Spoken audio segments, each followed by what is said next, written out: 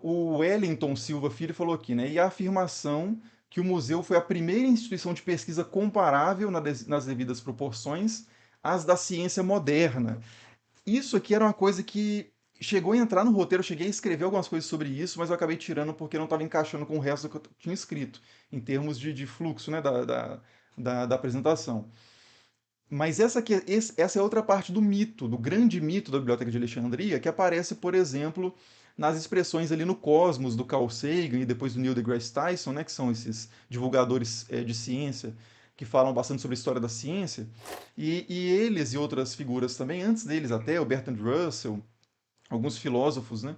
é, isso aí eu comento no vídeo sobre o legado de Hipátia depois, para quem tiver curiosidade. Eu falo um pouco mais a fundo sobre isso. Mas criou-se essa ideia de que a Biblioteca de Alexandria e os sábios de Alexandria seriam uma espécie de proto-cientistas, que é como se a Biblioteca de Alexandria fosse uma universidade. E essa ideia, ela tem muitos problemas. Porque, primeiro, se a gente for pegar o caso de Hipátia especificamente, como vocês vão ver, se tiverem interesse, lá na playlist sobre Hipátia, o ensino de matemática, de geometria, de astronomia, que é ligado à Hipátia, era muito relacionado na época, assim como a filosofia como um todo, e a filosofia incluía isso, né? Astronomia, matemática, aritmética, que é a chamada filosofia natural, o estudo intelectual sobre a natureza. A filosofia, ela incluía, ela articulava tudo isso com coisas que hoje a gente chamaria, e eles chamavam também, de magia, de escolas iniciáticas, esotéricas, esse tipo de coisa. Então a astronomia tinha uma relação muito íntima com a astrologia em seus vários outros sentidos. A matemática tinha uma relação muito grande com a magia e com a teurgia, com as práticas espirituais e intelectuais dos neoplatônicos, que se organizavam de forma iniciática, muitos deles, né, com essas escolas que têm grupos externos e internos, né, núcleos internos chamados esotéricos. Então, assim, é um tipo de atividade intelectual muito diferente do que a ciência de um Carl Sagan e de um Neil deGrasse Tyson, né, de um astrônomo acadêmico hoje. Então, assim, esse é um primeiro ponto. Outra questão. O que a gente sabe em termos dos livros que estavam presentes na Biblioteca de Alexandria, qualquer uma delas, seja a Biblioteca das Musas, seja a Biblioteca de Serapis, é que ambas eram bibliotecas de templos. Isso eu fiz questão de colocar no vídeo, né? E talvez isso já deu um alerta assim de, opa, peraí, será que isso tem realmente uma proximidade assim tão direta com a ciência moderna e com a pesquisa praticada nas universidades hoje? E a resposta é nem tanto. Essas bibliotecas, por serem bibliotecas de templos, naturalmente elas estão muito interessadas também em textos considerados sagrados ou considerados úteis para práticas espirituais ou culticas, né, definidoras ali ou comentadoras das formas de culto. Ela tem textos que a gente tem registro de tragédias e poemas, principalmente gregos, de alguns autores específicos a gente sabe que tinha esses textos nessa biblioteca por fontes antigas. Então, assim, não era uma biblioteca especificamente de astronomia e matemática, e nem de ciência no sentido moderno. Era uma biblioteca do saber. Todo conhecimento que acreditava-se que era relevante, resultado das reflexões, das práticas intelectuais a respeito de várias áreas, que a gente iria da teologia à aritmética, estavam presentes ali. Então não é uma espécie de MIT, assim, né, de instituto técnico, passa longe disso. Né?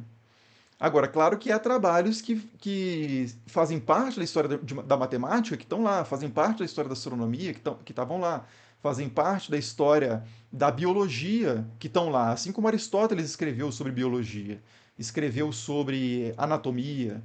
Né? Esses filósofos eles faziam isso tudo de uma vez, né? Meio junto. Tem outro ponto da pergunta que é o seguinte: se ela foi comparável nas devidas proporções, se ela teria sido a primeira instituição de pesquisa comparável nas devidas proporções as da ciência moderna. Então, se a gente. Essa pergunta é impossível responder sim.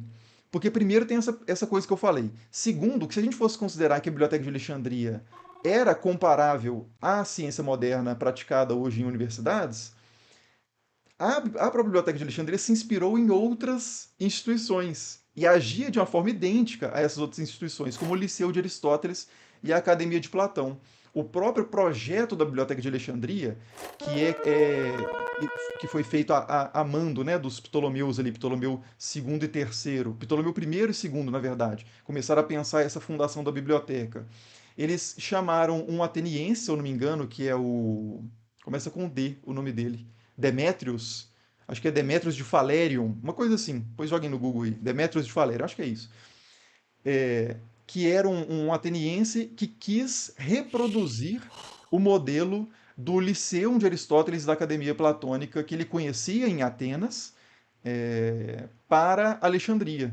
Então, assim, se Alexandria é comparável às instituições de pesquisa moderna, então essas instituições anteriores também eram. Consequentemente, ela não foi a primeira, né?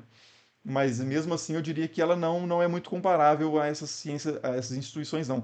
Ela é mais parecida até, eu diria, com a, as bibliotecas e as instituições de pesquisa medievais, como o movimento da escolástica, que está muito mais interessado em copiar, reproduzir e comentar textos autoritativos, textos considerados antigos e referências nas áreas, né, do que realmente produzir algo novo.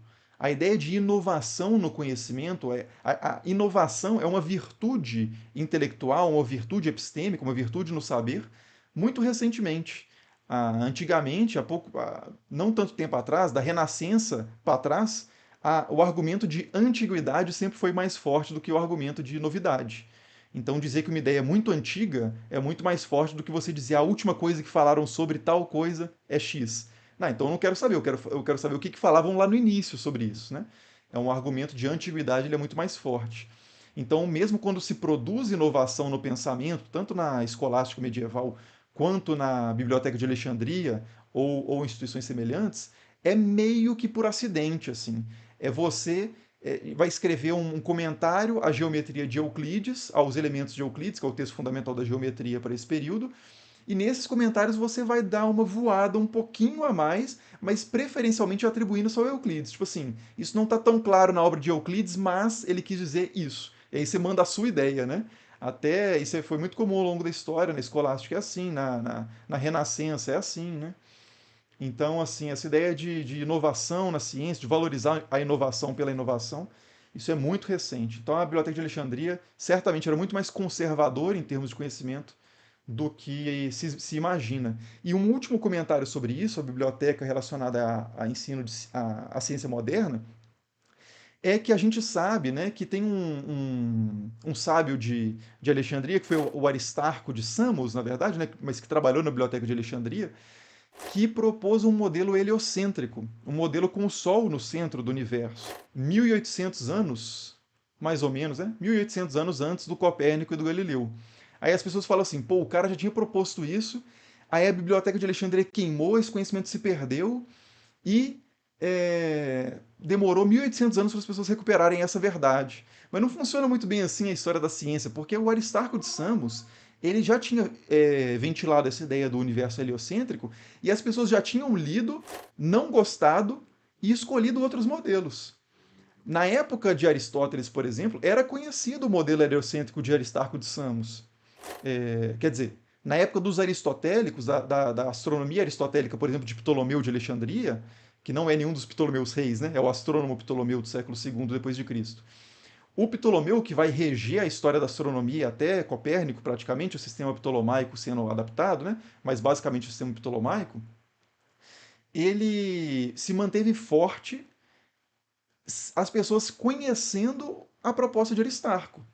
Era considerado mais sólido, mais robusto. Os argumentos eram considerados mais fortes.